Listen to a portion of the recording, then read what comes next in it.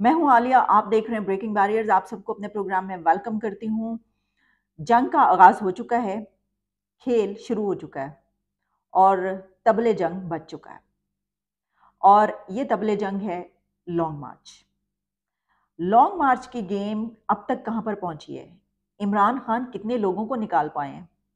और अब इस वक्त लॉन्ग मार्च कहां पर है, ये भी आपके सामने रखेंगे और आपको ये भी बताएंगे कि इमरान खान ने पाकिस्तान की तारीख में पहली मर्तबा नाम ले लेकर सरबराह, जो इदारों के सरबराह हैं, उनको धमकियां दी हैं, DGI को, और डर्टी हैरी का भी जिक्र किया है। कौन क्या कुछ कर रहा है, ये बातें की हैं। यही वजह है कि इमरान खान की लाइव स्पीचेस पे पाबंदी लगा दी गई। कुछ तज्जिए और ट्रांसमिशंस का सिलसिला चलता रहा। इसके अलावा हमने सोचा कि ज़रा थोड़ा देखें निकल के कि भाई कितने लोग हैं, क्या हैं इसमें भी। तो आपके लिए थोड़ा देर से मैं ये अपडेट पेश कर रही हूँ। लेकिन सबसे अहम बात यह है कि अभी तक इमरान खान का लॉन्ग मार्च दाता दरबार पहुंचा कल रात को, और उसके बाद वहां पर रुका, वहां पर खत्म हुआ, और अब आज सुबह शाहदरा से इसको दोबारा स्टार्ट किया जा रहा है। एक तो बात आप ये जान लें। दूसरी बात ये है कि इमरान खान ने लॉन्ग मार्च 11 बजे सुबह का ऐलान किया था कि हम 11 बजे इसको स्टार्ट करेंगे। लेकिन 11 बजे क्या, शाम गए तक लॉन्ग मार्च स्टार्ट नहीं हो सका, क्योंकि लिबर्टी चौक में 11 बजे क्या, दोपहर 2-3 बजे भी लोगों की बहुत ही कम तादाद थी। यानी 11 बजे तो लोग थे ही नहीं। अच्छा, अगर आप इसका कंपैरिजन करें, मैं कर रही हूं कंपैरिजन, क्योंकि इससे पहले वाला जो 2014 में मेरा ख्याल इमरान खान ने जो लॉन्ग मार्च धरना लेकर गए थे और वो किया था, इमरान खान ने सुबह का जो टाइम दिया था उस वक्त इस तरीके से खचाखच सड़कें भरी हुई थी कि उनका वहां से अपने जमान पार्क के घर से निकलना मुश्किल हो रहा था, और इतनी बड़ी तादाद में सुबह सुबह लोग थे। अब हमने देखा कि उन्होंने 11 बजे सुबह का आए तो वो तो रात तक जो है वो लोग जमा नहीं हो सके। यही वजह है कि फिर रात को हमने देखा कि अच्छी गैदरिंग होगी, यानी उन्होंने अच्छा मजमा लगा लिया। ठीक ठाक जो है ना वो तमाशा वो शुरू हो चुका था। तो वो एक, लेकिन इसके साथ साथ कुछ और वीडियोस भी वायरल हुई। जैसे कि हमने देखा कि कंटेनर पे, यानी जिस ट्रक पे वो चढ़ के जा रहे हैं वहां पर एक वीडियो वायरल हुई जिसमें हमाद अजहर को कुछ, और असद उमर और इमरान खान तो कुछ लड़ाई वाली बातें जो है कर रहे हैं, इशारों से और बातों से पता चल रहा है कि गुस्से में। तो उस पर बात ये कही जा रही कि ये इसलिए किया जा रहा है कि हमाद अजहर को ये कहा जा रहा है कि पंजाब की लीडरशिप को ही कहेंगे ना, पंजाब की हुकूमत चौधरी परवेज लाई और इमरान खान की हुकूमत, तो उनको शायद ये क्या ये कहा जा रहा था कि आप लोग क्यों नहीं लाए, क्यों नहीं ला सके। अब पीटीआई की सपोर्टर्स तो ये कह रहे हैं कि नहीं ऐसी कोई बात नहीं है, लेकिन वो बातचीत से तो ऐसे अंदाजा है। अब क्या इसके अलावा क्या तल्ख कलामी होगी या क्या ऐसी बातचीत होगी? जहां तक मैंने आपको ये बताया कि लोगों का मामला है, तो मेरा तज्जिया ये है, मैं आपको बिल्कुल खुलेआम सही उसमें बता रही हूँ, कोई ऐसी वो बात नहीं। अगर कोई किसी को बुरा लगता है, जो मेरा तज्जिया ये कि जो इससे पहले वाला लॉन्ग मार्च था उसमें इससे बहुत ज्यादा लोग थे। इमरान खान के बारे में कहा जाता है कि ये पीक है, जबकि मजमा उस वक्त ज्यादा बड़ा था। तो देखते हैं, बहरहाल देखें। एक तो ये कि देर लगाई जा रही है, ये स्ट्रेटजी होती है। अब देखें ना, जो हम देखते हैं बड़ी बड़ी जंगें हुआ करती थी, उसमें बादशाह जो थे वो देर लगा दिया करते थे, कोई अपनी स्ट्रेटजीज चलते थे, हिकमत अमली।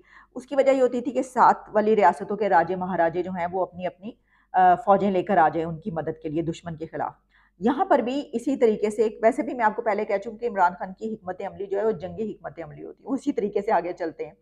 तो इसमें वो देर लगा रहे हैं ताकि लोग ज्यादा से ज्यादा जमा हो, और हो सकता है कि जमा हो, जो मुझे लग रहा है, लेकिन उतने होंगे या नहीं ये मैं नहीं कह सकती। क्या आखिर लोग अगर कम है तो उसकी वजह क्या हो सकती है? 2-3 रीजंस मेरे पास हैं जो मुझे समझ में आ रही हैं। देखिए, एक तो ये कि इमरान खान ये समझ रहे थे कि क्योंकि अरशद शरीफ का कत्ल हुआ और उसके फौरी बाद उन्होंने ऐलान किया, तो लोग बहुत पुरजोश हैं, बहुत ज्यादा गुस्से में हैं, एक लावा अंदर उबल रहा है कि किस तरीके से एक, वो तो कहा जाता है ना, रियासत हो की माँ के जैसी, तो ये तो वो कहते हैं जी सुतेली माँ है क्या है जो इस तरह का सलूक किया जा रहा है।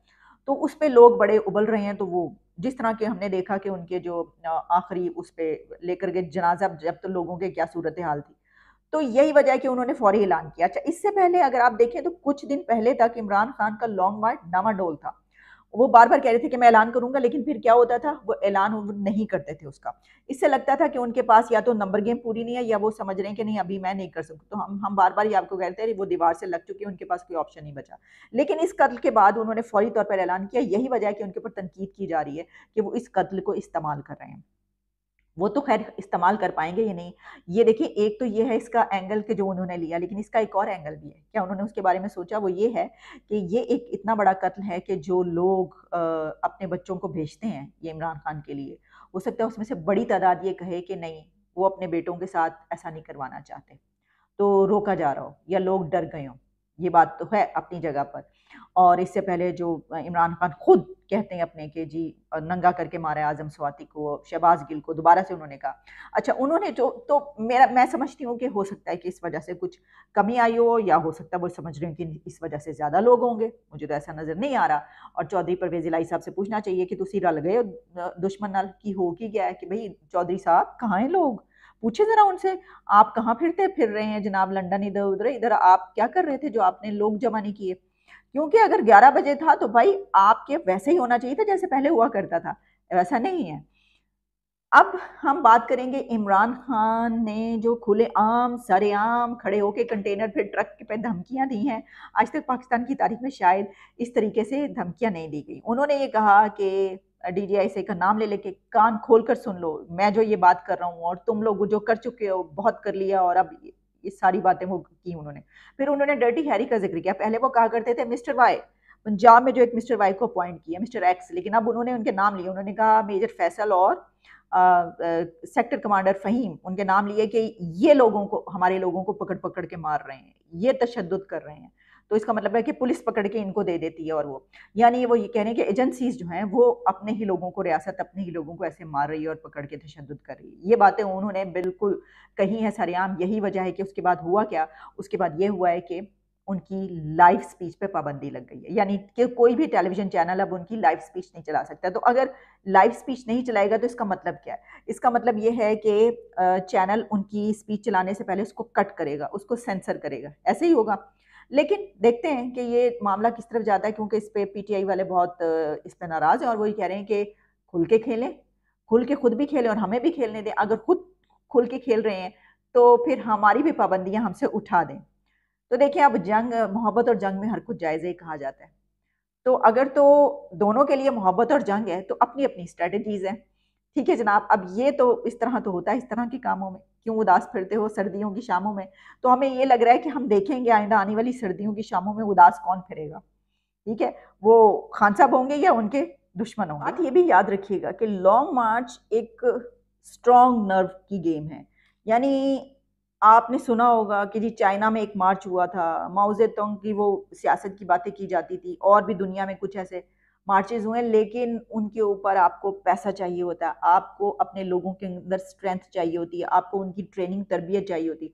हमारे लोगों की ऐसी कोई तरबियत नहीं है। और ख़ास तौर पर जब हम पीटीआई का सपोर्टर देखते हैं तो वो क्या सपोर्टर है? वो यूथ है, जिसको कि बिल्कुल भी ये वाली तरबियत नहीं है, लेकिन उनके अंदर जोश और जज्बा है, इससे इनकार नहीं किया जा सकता। तो कितने दिन तक वो ये सब कर पाएंगे?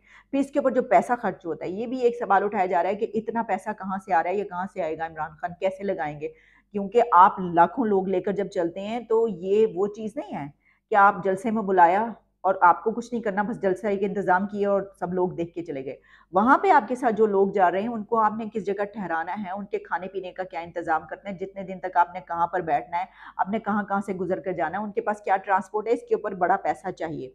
फिर ये भी होम मिनिस्टर की तरफ से कह दिया गया कि चढ़ाई करोगे, चढ़ाई करेंगे तो हम फिर नहीं छोड़ेंगे। यानी उस तरफ से फिर जो है वो इस्तेमाल की जाएगी ताकत।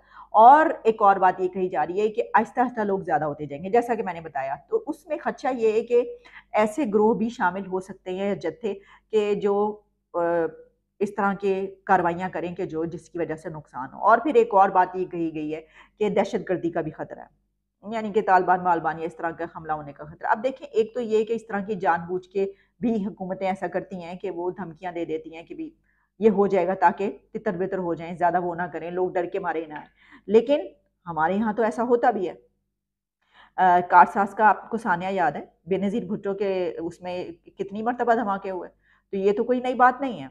इस लॉन्ग मार्च की सबसे अहम बात ये है कि इमरान खान जो कुछ कहना चाहते हैं, जो अपनी भड़ास निकालना चाहते हैं, वो सब वो निकाल रहे हैं, और अब तो मामला दू बदू हो गया।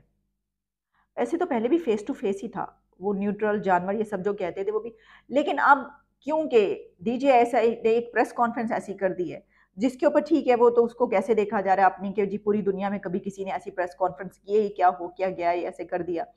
तो अब वो तो सवाल और डिबेट एक अपनी जगह पर, लेकिन उसके बाद मामला, क्योंकि इमरान खान ने अपनी तकरीरों में उसके बाद ये कहा है कि डीजी साहब ने अपनी तकरीरों में अगर किसी को निशाना बनाया, टारगेट किया, तो वो सिर्फ मैं हूं। तो ऐसा क्यों है? उनका ये कहना है। तो इससे ही पता चलता है ना कि जो दो बदू हैं, जो फेस टू फेस हैं, दो ताकतें, वो यही हैं।